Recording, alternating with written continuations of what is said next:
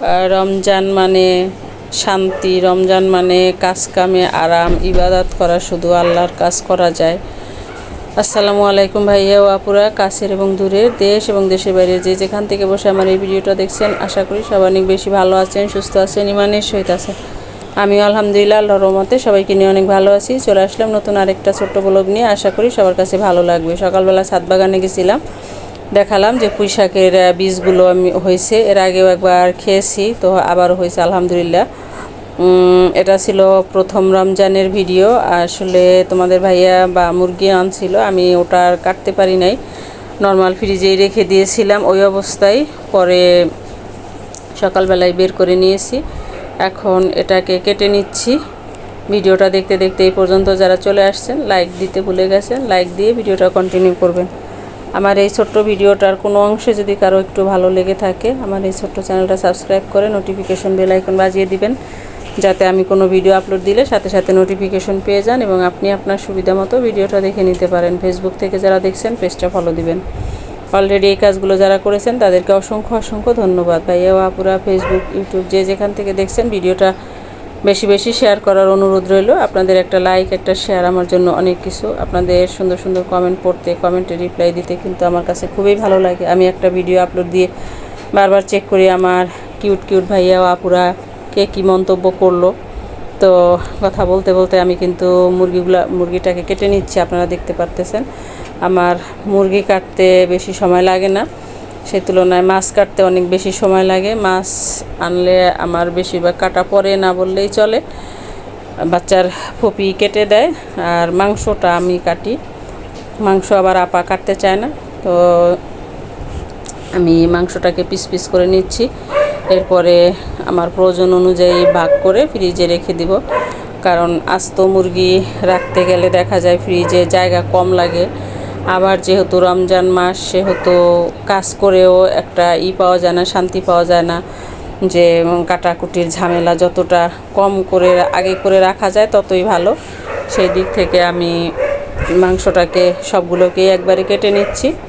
কেটে আমি আমার প্রয়োজন অনুযায়ী ভাগ করে রেখে দেব, শুধু রান্নার আগে নামিয়ে নিলেই হবে, তখন তাহলে আর অত ঝামেলা হবে না। মুরগিগুলা অনেক বড় বড় সাইজই ছিল, তো মুরগি কাটতে আমার কাছে ভালোই লাগে।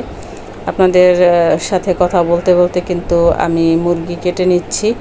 রমজানে আসলে যদি কারো ভিডিও দেখতে না পারি বা ওরকমের সাপোর্ট করতে না পারি, তাহলে কেউ কোনো মনে কষ্ট নেবেন না, কারণ রমজান মাস সবারই কিন্তু কাজের চাপ, কাজ করে তারপরে ইফতারি বানানো, মানে দেখা যায় যে সব কাজ প্রায় একই সময়ের পড়ে যায়। আবার এদিকে দেখা যায় যে গ্যাসেরও অনেক প্রবলেম, কাজ করা যায় না, গ্যাস থাকে না, সকালে রান্না করতে হয়। তো সেই জন্যই আর কি সবার কাছে আগেই বলে নিলাম যে হয়তো দেখা যাবে যে আগে যেরকম সাপোর্ট করতাম, মানে রমজান মাসটা ওই রকম আর কি ফুলভাবে পারবো না। সেই জন্যই সবার কাছ থেকে সরি চেয়ে নিচ্ছি যে তোমরা কেউ কিছু মনে করো না, বা আমার কাছ থেকে আমাকে যেভাবে সাপোর্ট করতা সেভাবেই সাপোর্ট করো, কারণ রোজা চলে গেলে ইনশাল্লাহ আবার ফ্রি হয়ে যাব, অতটা প্যারা থাকবে না।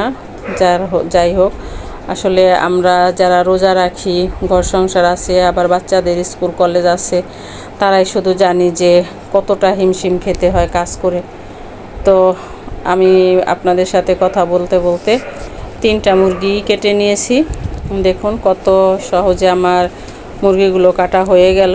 এবারে আমি এটাকে পিস পিস করে প্যাকেট করে ডিপ ফ্রিজে রেখে দিব, তাহলে আমার কাজ অনেকটাই কমে গেল, আমার আর কোনো রকম ঝামেলা লাগবে না, অনেকটা আরাম পাবো।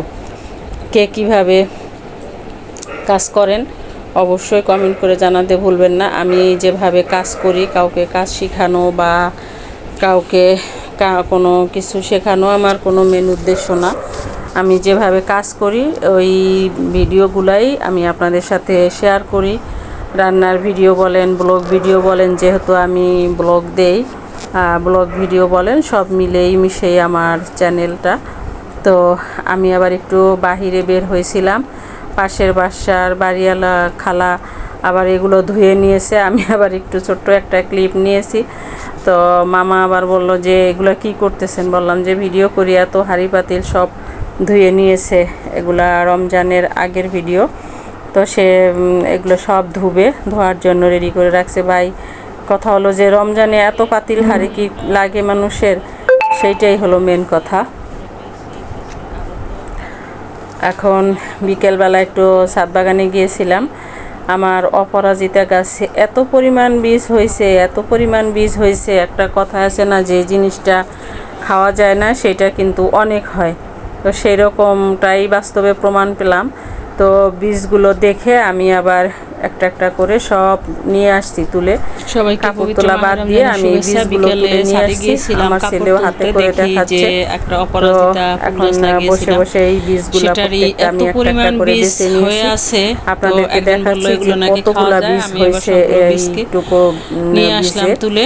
তো এগুলো খাওয়া যায় কিনা আমি জানি না। একজন আমাকে বললো যে এই বীজগুলো ডালের মতো, ডাল হিসেবে খাওয়া যায়, তো সেই জন্যই তুলে আনা। আর যেহেতু খাওয়া না গেলেও সমস্যা নাই, যেহেতু ফুলের বীজ রেখে দিব, আবার রোপণ করব। তো এই আর কি, ফুল গাছ তো ছাদের শোভা বাড়ায়, সেই হিসাবে লাগিয়ে দেব। ও দেখুন কতগুলো বীজ হয়েছে। আসলে এই বীজগুলো আপনারা যদি কেউ জেনে থাকেন যে খায় বা খাওয়া যায়, তাহলে অবশ্যই জানাবেন, কিভাবে খায় সেটাও জানাবেন। তো মুরগি রান্না করে নিয়েছি আলু দিয়ে, টমেটো দিয়ে মুরগির পাতলা ঝোল। এটার আমার চ্যানেলে ফুল ভিডিও দেওয়া আছে। আজকে আর এই জন্য ফুল ভিডিও করিনি। আর ভোররাত্রের জন্য সেহরির জন্য করে নিয়েছি ডিম। সেহরিতে আমার বাসায় অন্য তেমন একটা কেউ কিছু খেতে চায় না, ডিম করতেই হয়। তো ডিম করে নিয়েছি টমেটো দিয়ে, একটু মানে ঝোল ঝোল করে, যাতে সেহরিতে খেতে কোনো সমস্যা না হয়। আর অন্য তেমন কিছু করিনি। আর ডাল রান্না করেছি পাতলা। তো এই ছিল আমার সেহরির আর ইফতারের খাবার। তো আর হাবিজাবি ঝামেলার দিকে যাই নাই। আসলে রোজা রেখে যত কাজ কমিয়ে করা যায় ততই ভালো। অত ঝামেলা কাজ আসলেই পারা যায় না, সত্যি বলতে কি। তো এইটাই আর কি, ভিডিওটা বেশি আর লম্বা করব না। দেখুন দেখতে দেখতে কিন্তু অনেকটা সময় চলে গেছে। এখনও লাইক দিতে যারা ভুলে গেছেন, একটা লাইক দিয়ে আমার এই ভিডিওটা কন্টিনিউ করবেন। তো এবারে ছোলা বুট বানানোর পালা। আমার ছোট ছেলে আর আমি এইভাবে বানিয়ে খাই, আমাদের কাছে ভালোই লাগে। অন্যরা আবার এইভাবে খায় না। এখানে নিয়েছি ছোলা বুট, আর হচ্ছে চিংড়ি মাছের বড়া, তারপর আছে এমনি পেঁয়াজু, আচার, আরও আছে জিলাপি, আছে বুরিন্দা। তো একটু টক টক লাগে, একটু মিষ্টি মিষ্টি লাগে। সারাদিন রোজা রাখার পরে মুখটা নষ্টই হয়ে যায়। তো এইভাবে ইফতারি বানিয়ে খেলে কিন্তু মন্দ লাগে না। যারা এখনও এইভাবে ট্রাই করে খান নাই, তাদেরকে বলবো একবার হলেও খেয়ে দেখবেন। এইভাবে ইফতারি বানিয়ে খেলে কিন্তু দারুণ লাগে। আমি সবগুলোকে মিশিয়ে নিচ্ছি হাত দিয়ে একদম সুন্দর করে। এরপরে মুড়ি নেব, একটুখানি মুড়ি নিয়ে খেয়ে নিব। তো এইভাবেই আমরা এই 2 রোজা পর্যন্ত কমপ্লিট করলাম। এইভাবেই মা ছেলে, অন্যরা আবার তাদের মন মতো তারা মিশিয়ে খায়। আমরা আমাদের মন মতো আমরা এইভাবে বানিয়ে খাই। সেটাই আমি আপনাদের সাথে শেয়ার করলাম। সারা দিনের একটা ব্লগ। এই যে মুড়ি নিয়েছি, এখন মুড়ি নিয়ে মাখিয়ে ওকে দিব আর আমি খাবো। আমার এই ব্লগটা কেমন হলো অবশ্যই কমেন্ট করে জানাতে ভুলবেন না। ভিডিওটা আর কোনো বেশি লম্বা করব না, ফিরে আসবো নতুন কোনো ভিডিও নিয়ে। সেই পর্যন্ত সবাই ভালো থাকবেন। আল্লাহ হাফেজ।